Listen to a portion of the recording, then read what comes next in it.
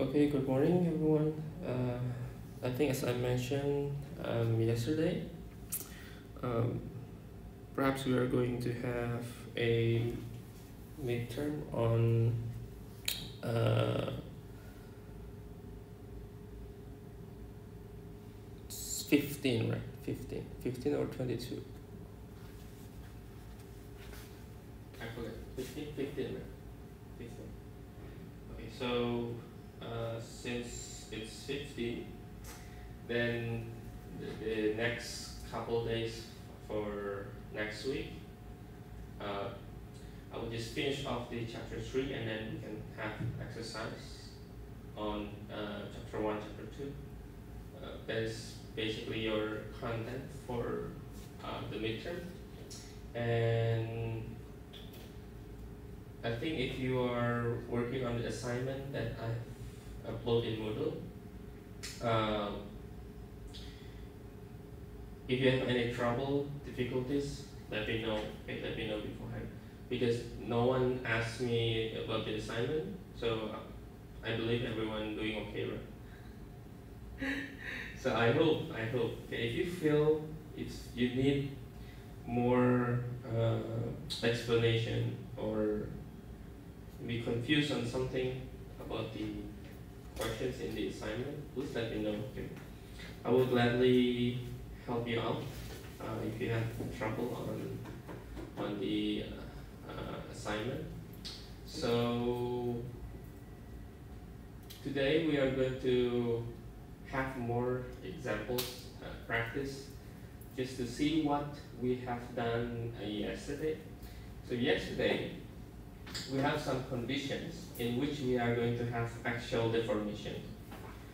So the first condition that we've seen within this question is we have two materials. We have two materials. They are going to be bonded together. They are not mentioning with specific bond, but they just say that it's bond. And then they are having their own dimensions, each one of them. They have their own stiffness. They have their own Young's modulus. And the only external force that are applied are P. And they are using a P as mentioned here. P is 50 kilometers. And the first question is to determine the normal stress on material 1, normal stress on material 2. Okay, as long as you know the area, right? Area from the dimensions, and then you know the forces and how to distribute the forces based on the dimensions. And that is actually how it goes. And basically in the picture itself, it's already mentioned we are going to have something called YP, which is the centroid, the locations of the force. Now we are going to evaluate, as in question number 2, we need to evaluate the locations. And then the last question will be the total elevation. Okay, so to begin with this, let me draw with the side view to give you more perhaps easily to observe. So let me draw from here.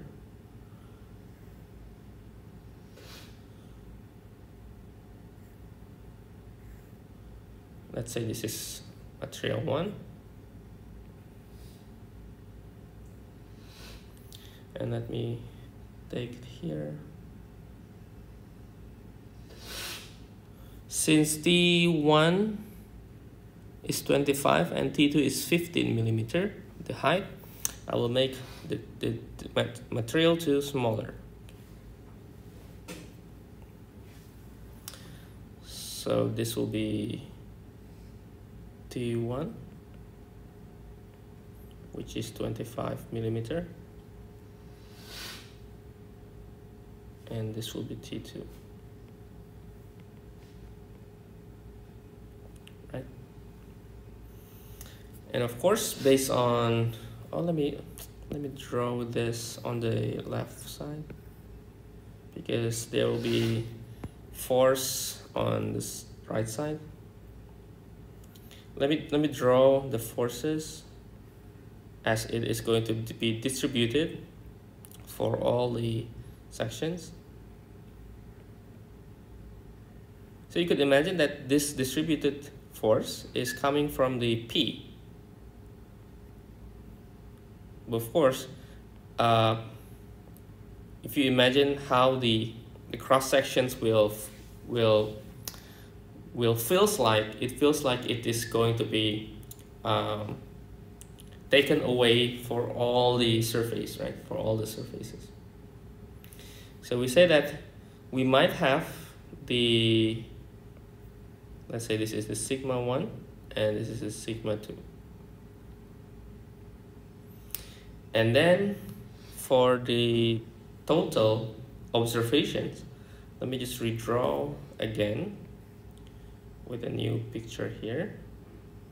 Let's use the same color.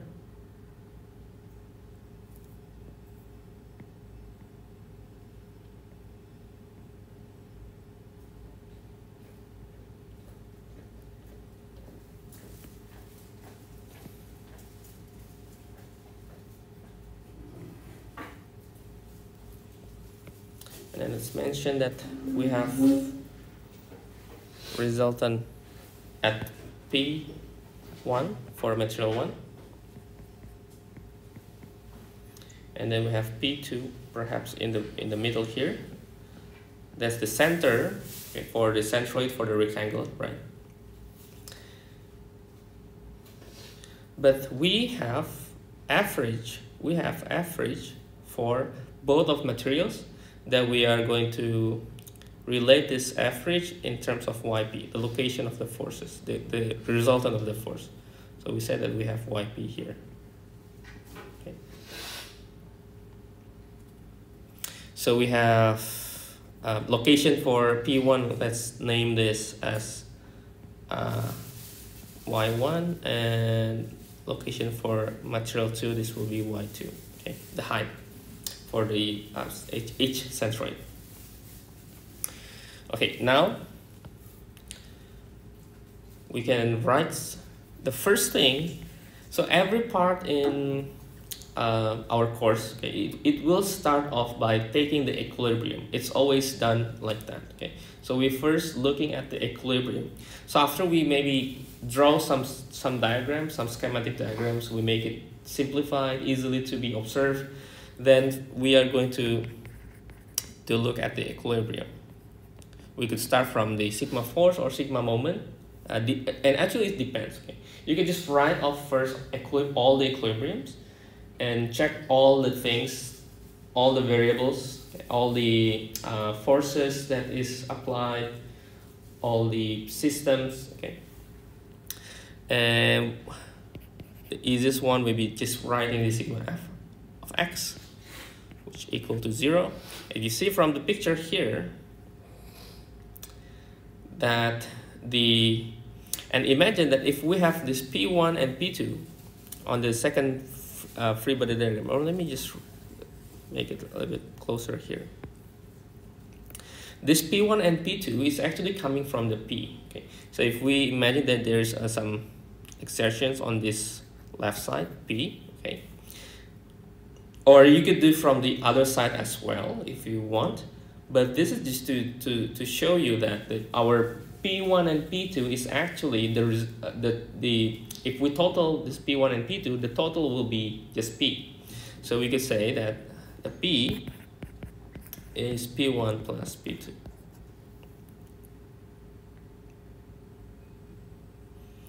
And if we name the ground, okay, let's say the ground is O, or origin, or 0. We could take the moment.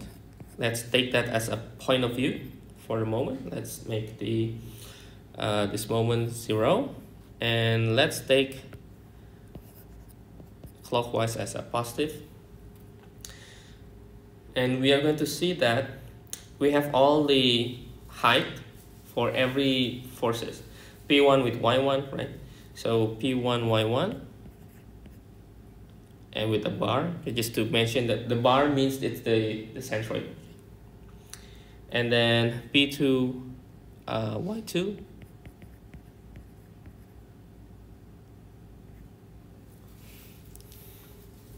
and then minus P YP equals 0. So P1 Y1 bar, P2 Y2 bar equal PYP.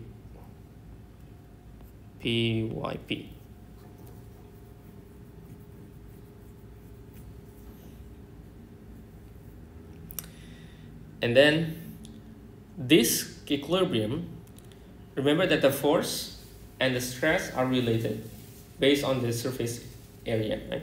So we can write down, maybe write down here, that we know that the stresses is going to be P1 over A1 and stresses 2 P2 over A2. And we could do this P1, P2 and substitute our equilibrium. Okay, so we do that and write off this one becomes sigma 1 A1 plus sigma 2 A2, right?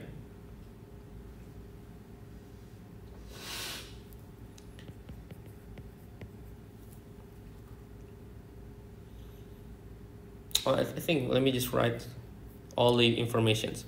So another thing aside from the stresses formula is the stiffness. So the sigma 1 is E1 strain 1, sigma 2 E2 strain 2. I hope this should be smaller.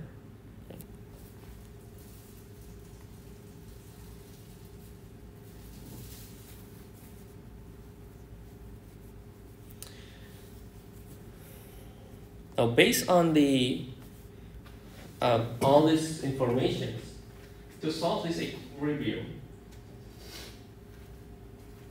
at least we know that from the information we have A1 and A2, they are different dimensions, right? We have E1, E2, they are different. We need one assumption that can solve all this component. Like I mentioned yesterday, we need to assume that the strain should be the same. So the axial deformations for this bimetal bar, it should be assuming as an equal. So we can assume this. So assume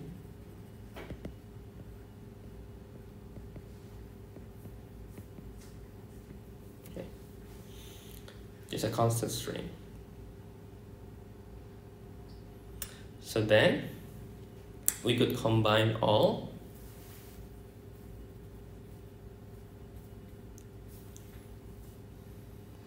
Since we, let me maybe make this a little bit smaller.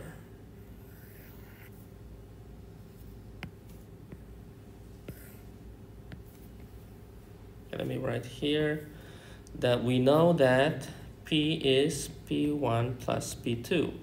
So P is sigma 1 A1 plus sigma 2 A2, okay?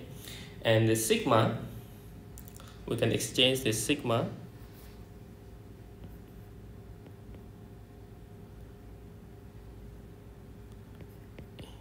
E1 strain A1 plus E2 strain A2.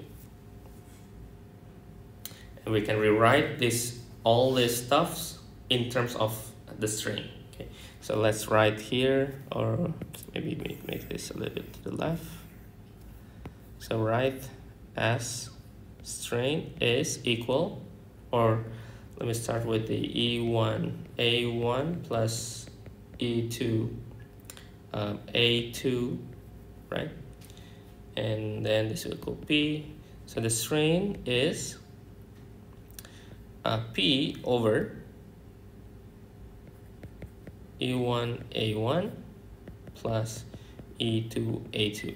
And by looking at the A1 and A2, we could also see that they are basically have the same base, which basically the area is just a ratio of their height only. So we can cancel the base. So we could just rewrite this formula and saying that this is just P over, this is E1 T1 plus E2 T2. Okay.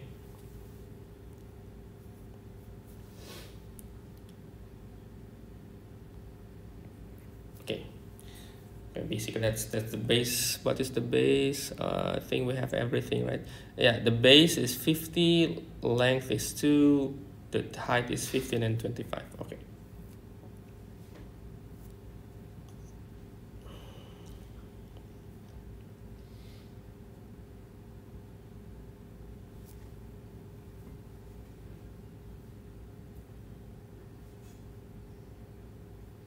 Okay, so we get the strain. Or you can calculate this, or we can just use this to input into the equations here. So we are going to write off the, so this is for A, sigma 1 is equal E1 P over the whole thing here, and then we can input the number. Okay. So my suggestion, every time you have like this type of questions, if you can make some variable symbols, you do that first. Take all the formulations rather than compute directly with numbers, because I think this will be by taking the variables in the process, you will simplify all the calculations, and then all the computations you can do at the very end. Okay, so you can input at the very end. So you can input here, and you can input your stresses. You can do for the second stresses. So sigma 2 is E2P over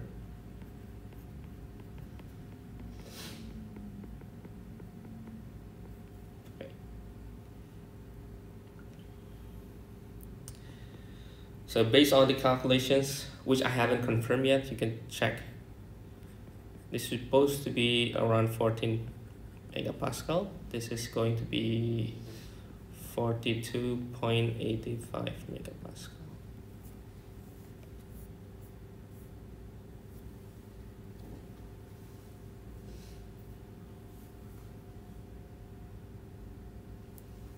Since we have the stresses, then we can go for the equilibrium here, which we can wrote down for the second part, B. So let me just take this as in the arrow here, go there. So YB is all the stuffs A1 Y1 bar plus A2 Y2 bar divided by B. And basically all this stuff's already mentioned, and I think the Y1 bar and Y2 bar you need to discover by yourself, but basically they are in the middle of in the center of their height. So if the height is maybe 15, then this will be 7.5. But be careful, for the metric one, it's supposed to be here, but the total height will be 15 plus this is, so this total should be 25. So 25 and this is 15, so this will be 10, so this will be 5. So you need to add this height. So I think I will write here that this one should be, since the T2 is 15, I write here 15. Let me make it clear so you can, if you read the notes, you know how to find it. Okay. So this is 1, this is 2. Okay. So this is 15, so this will be 7.5.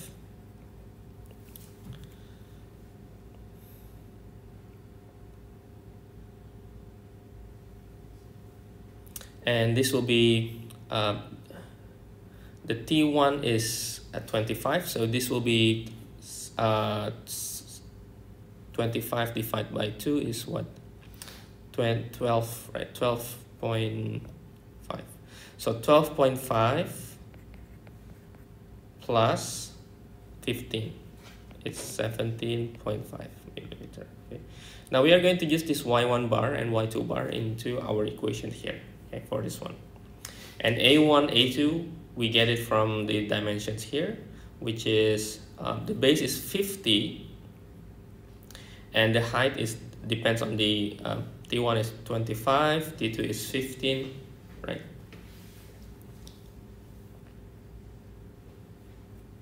And since both are having the same base, we can rewrite this as B. If you want to write in more, the clear.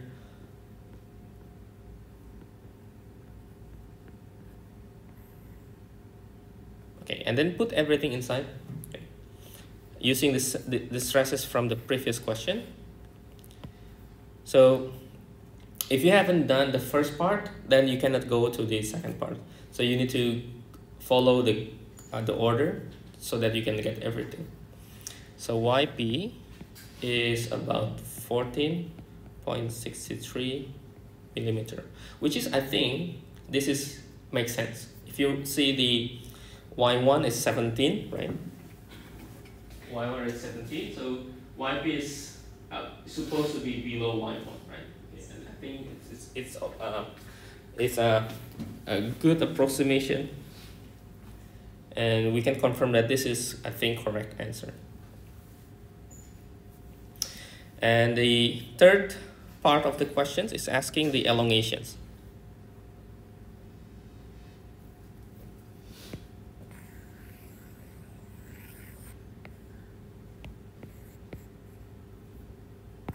So elongations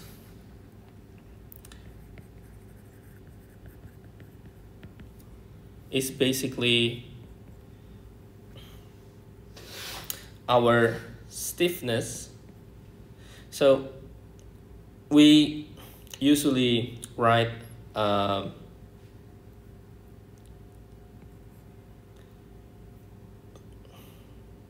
let me just write E is multiplication of the EL, and it's not E, sorry, strains.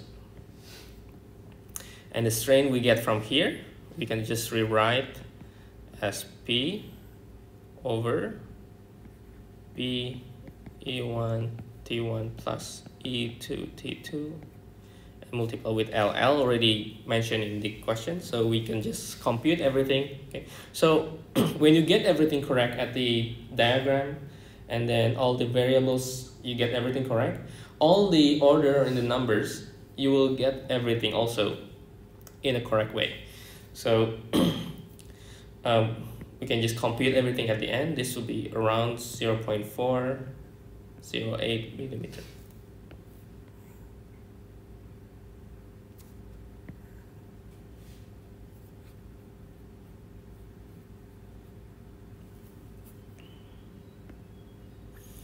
Remember, the elongation is, sometimes we say the elongation as delta L. So delta L over L is our strain.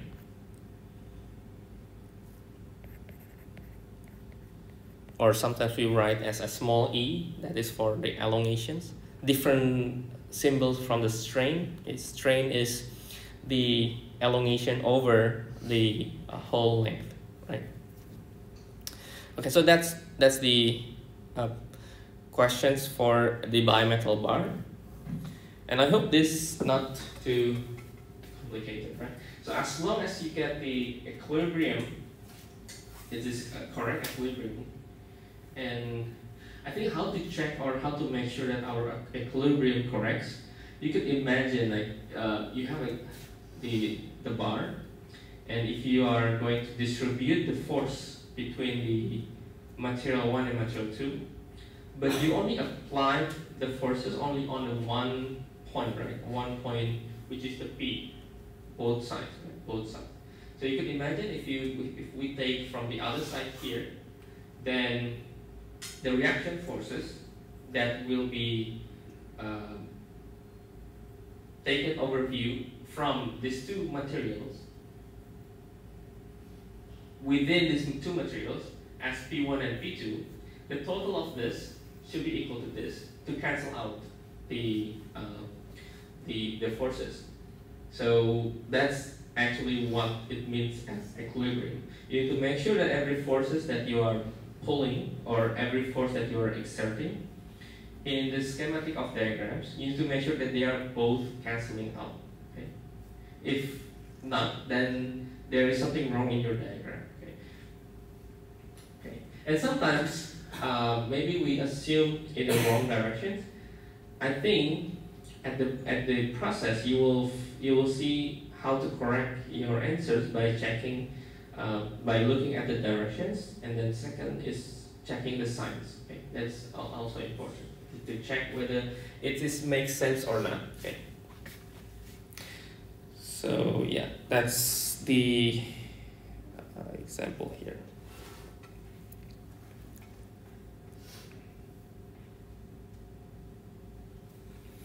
Okay, maybe one more questions.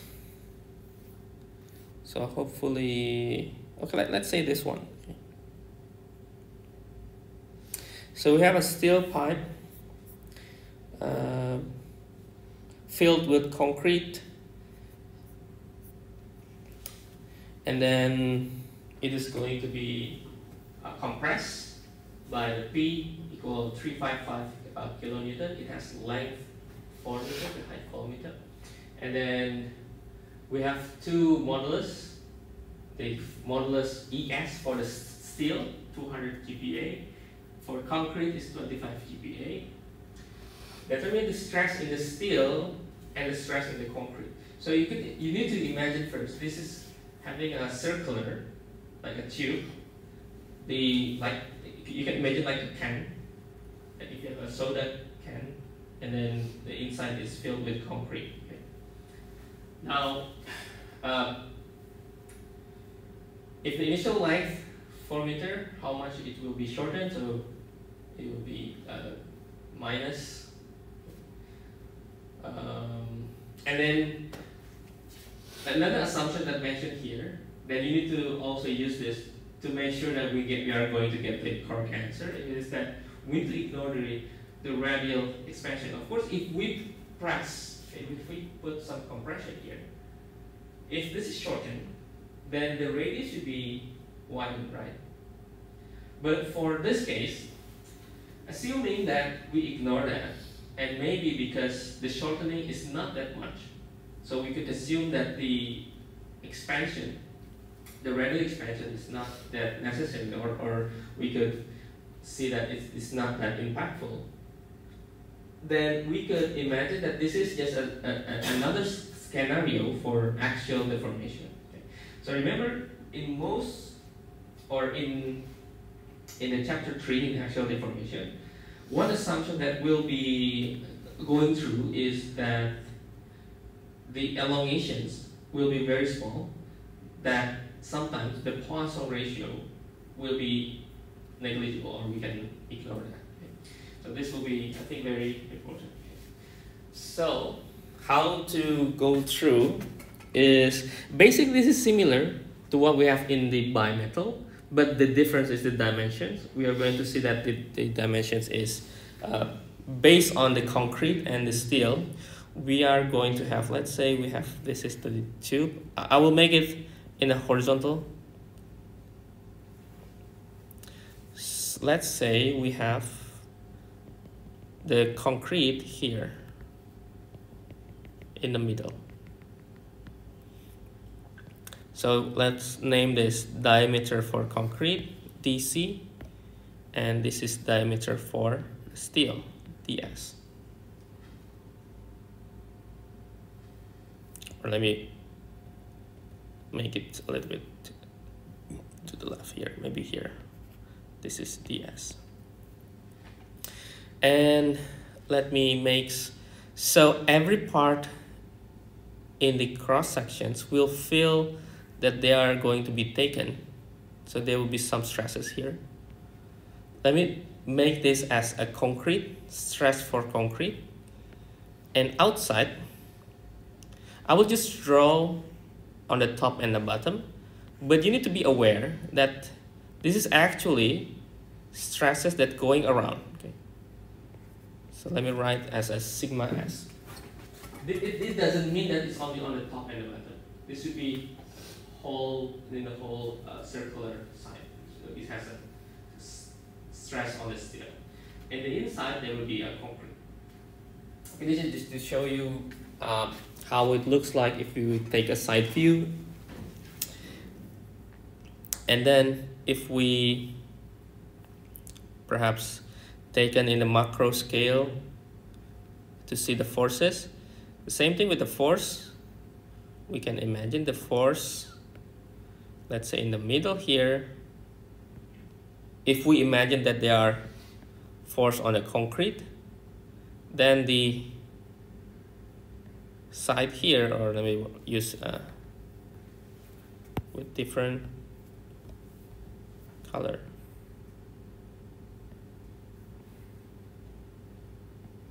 These two are our PS.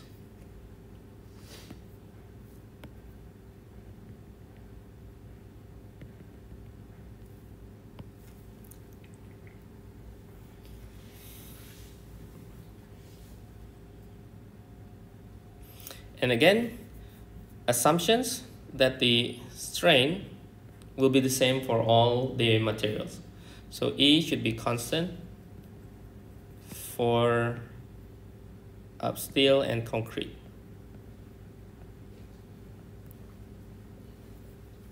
We can write here that the PEC is basically just the stresses and then the area, and the PS also the same.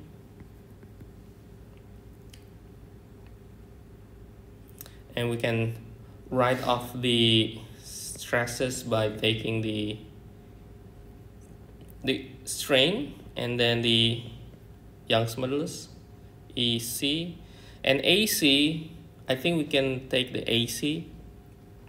The concrete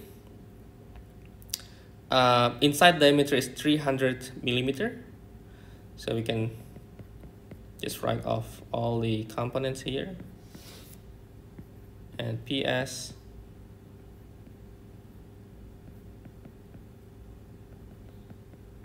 this will be 320.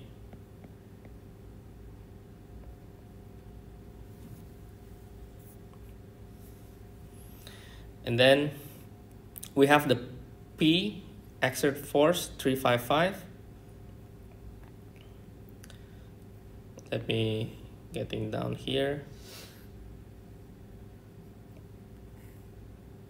Okay, this is just a simplification of the drawing.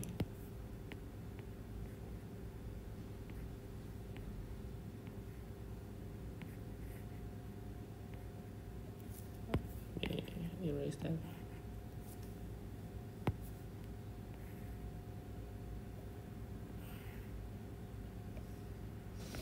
Okay, suppose that there is P on the top, okay, and then we have the inside here. We have PC, and then we have PS here.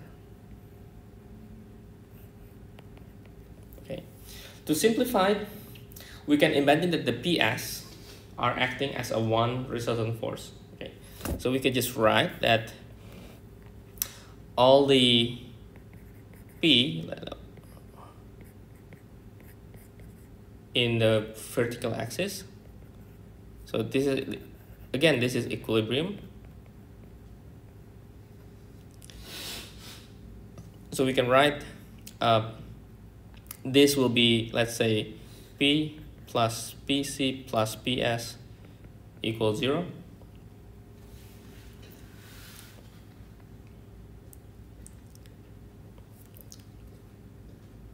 And then the P,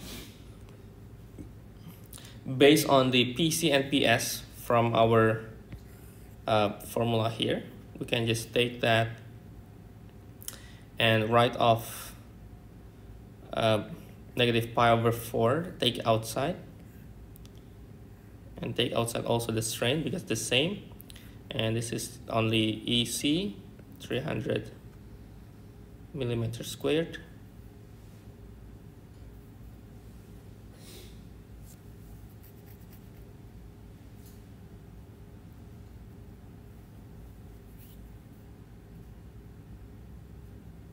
Oh, wait. Oh, I forgot to, this is not correct. This still is hollow. Should be minus, should be taking minus. So let me write this as this. Okay, I forget.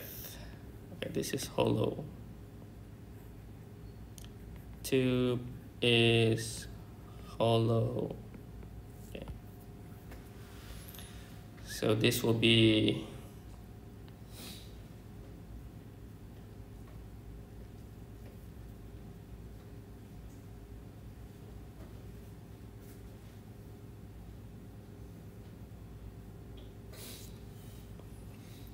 EC 300 Newton, and then plus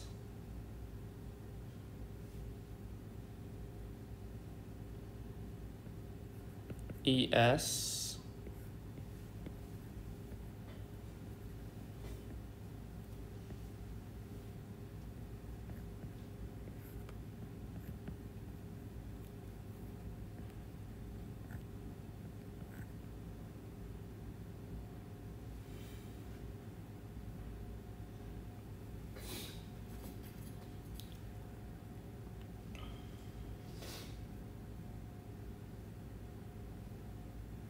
and then we get the strain from this formulations. Okay, basically we just substitute everything from here to there, and the strain we are going to have some numbers, and then after we get some numbers we are going to get these stresses.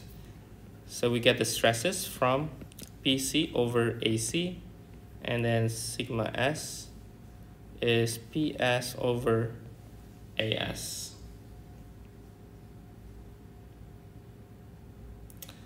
And basically using that this strain going here,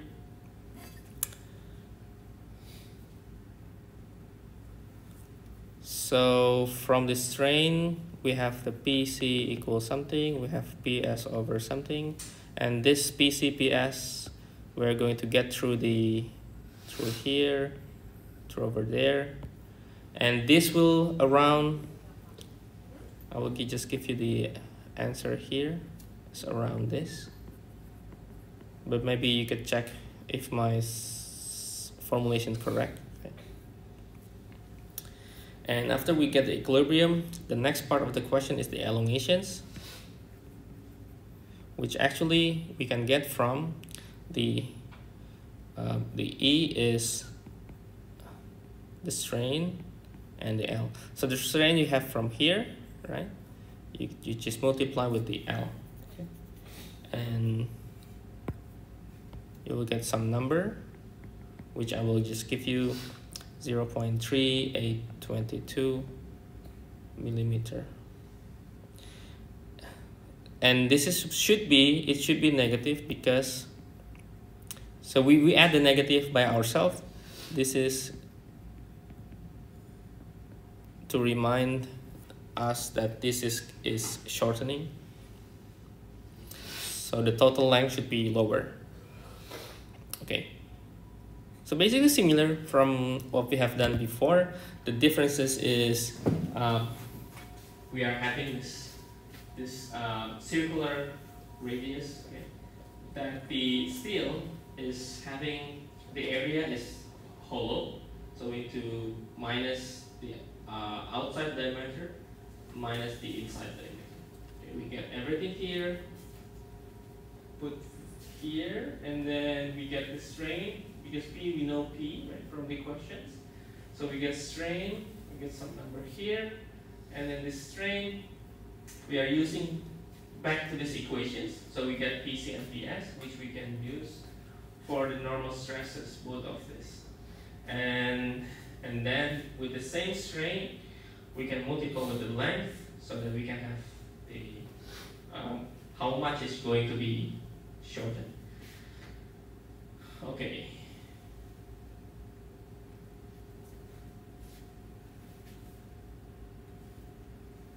Okay, I think that's pretty much done.